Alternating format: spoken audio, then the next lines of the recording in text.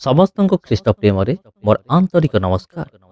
बंधुगण, आज भिडियो आमे जानिबा यीशु शिष्य जहन गरम तेल कड़ई भितर किपरि रहिथिले। हाँ प्रिय बंधुगण, प्रभु यीशुंकर जो 12 जन शिष्य थिले से माने विभिन्न उपाय मृत्युवरण करथिले।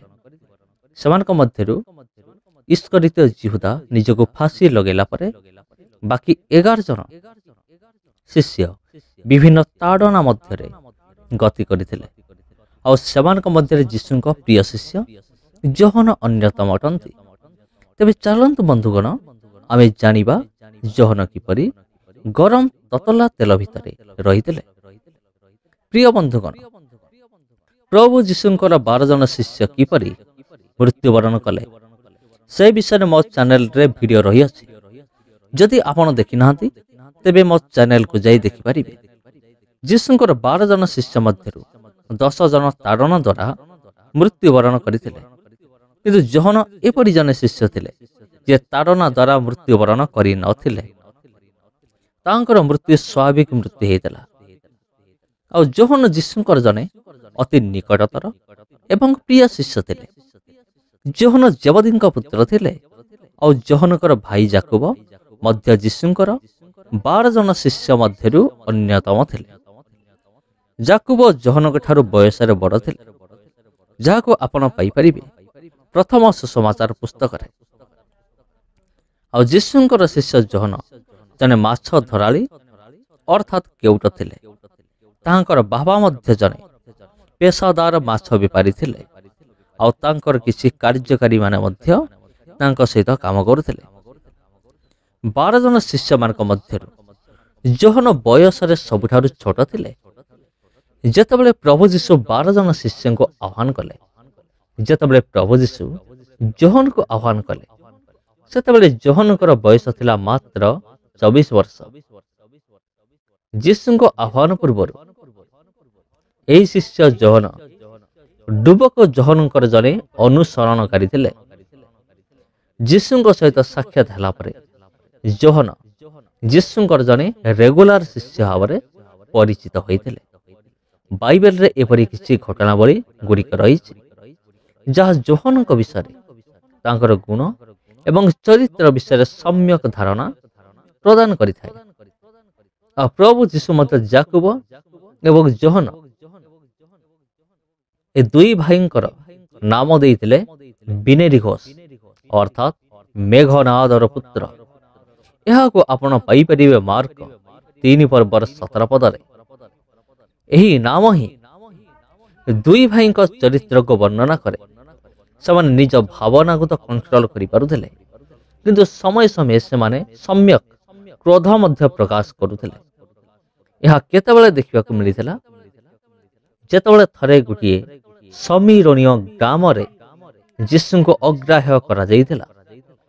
यह देखि जाकुब एवं जहन दुई भाई यीशु को कहिथिले, प्रभु एलिया जेमिति करिथिले अर्थात स्वर्गरु अग्नि परि एमान को विनाश करू, यह आमे कहिबो बोली कोन आपण इच्छा प्रकाश करूछंती। तापर यीशु सेमान को अनुजोग करी कहिथिले, मनुष्य पुत्र मनुष्य मानकर प्राण को विनाश करिबा निमंते आसी नाहंती, बरंग रक्षा करिबा को आसी असंती। यह को आपण पाई परिबे लूक 9:51 पदरु 56 पद।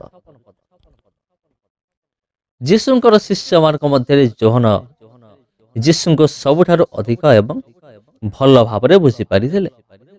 शेष रात्र भोज समय जहन एकमात्र शिष्य थिले जे यीशुंकर छाती रे मुंड रखिथिले। आमे यीशुंकर सेवा कार्य रे तीनोटी गुरुत्वपूर्ण विषय देखिया पाऊ।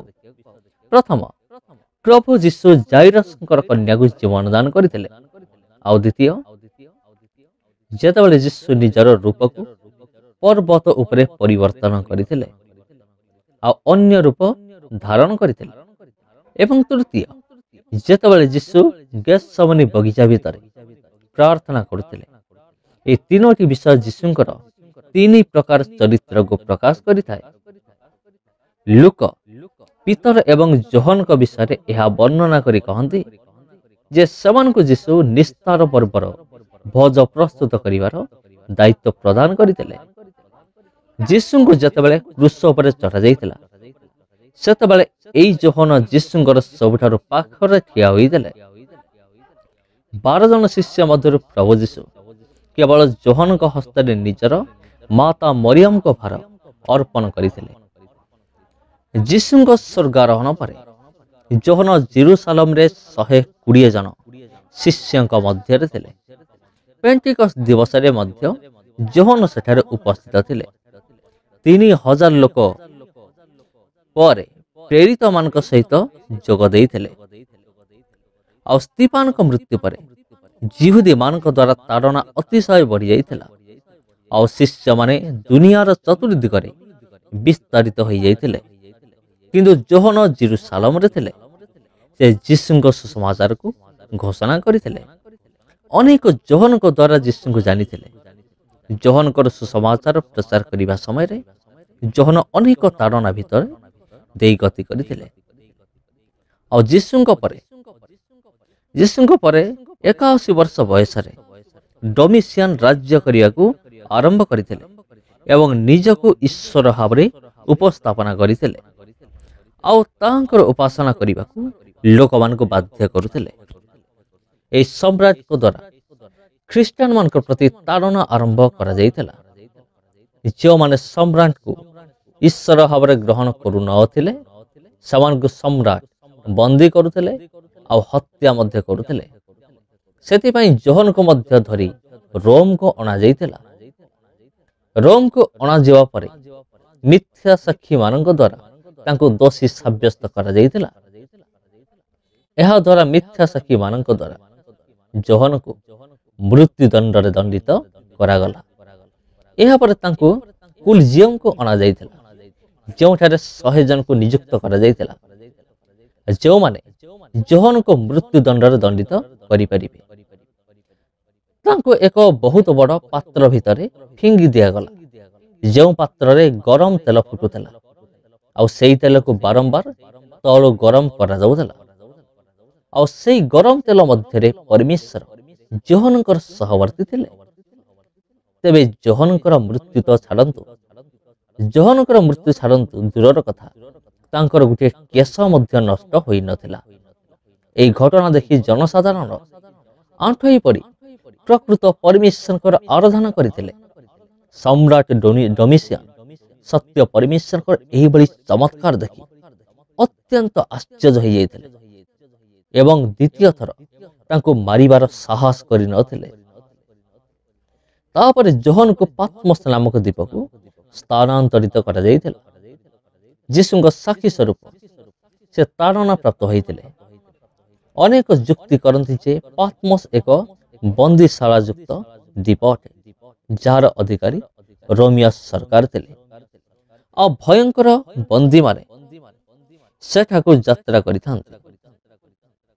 ଆଉ ଯେଉଁମାନେ ପାତ୍ମୋସକୁ ଯାଆନ୍ତି ସେମାନେ ସେଠାରେ ସେହିପରି ଭୋକ ଏବଂ ଶୋଷରେ ନିଜର ଜୀବନକୁ ହରାଇଥାନ୍ତି। ଆଉ ଯୋହନଙ୍କର ବିରୋଧୀମାନେ ଭାବୁଥିଲେ ଯେ ଯୋହନ ସେଠାରେ ଭୋକ ଏବଂ ଶୋଷରେ ମୃତ୍ୟୁବରଣ କରିବେ, କିନ୍ତୁ ସେମିତି କିଛି ବି ହେଇନଥିଲା। ସେଇ ଦ୍ୱୀପରେ ଥାଇ ସେ ପ୍ରଭୁଙ୍କ ଠାରୁ ଡାଇରେକ୍ଟ ସିଧାସଳଖ ଉପଦେଶ ପାଇଥିଲେ ଏବଂ ମଣ୍ଡଳୀମାନଙ୍କ ପାଇଁ ପ୍ରକାଶିତ ପୁସ୍ତକ ଲେଖିଥିଲେ। ସମ୍ରାଟ ଡୋମିସିଆନଙ୍କ ମୃତ୍ୟୁ ପରେ ଯୋହନଙ୍କୁ ପାତ୍ମୋସ ଦ୍ୱୀପରୁ ଉଦ୍ଧାର କରାଯାଇଥିଲା। ସେ ଏଫିସିଆକୁ ଆସିଥିଲେ ଏବଂ ନିଜର ସ୍ୱାଭାବିକ ମୃତ୍ୟୁ ପର୍ଯ୍ୟନ୍ତ ପ୍ରଚାର କରିଥିଲେ।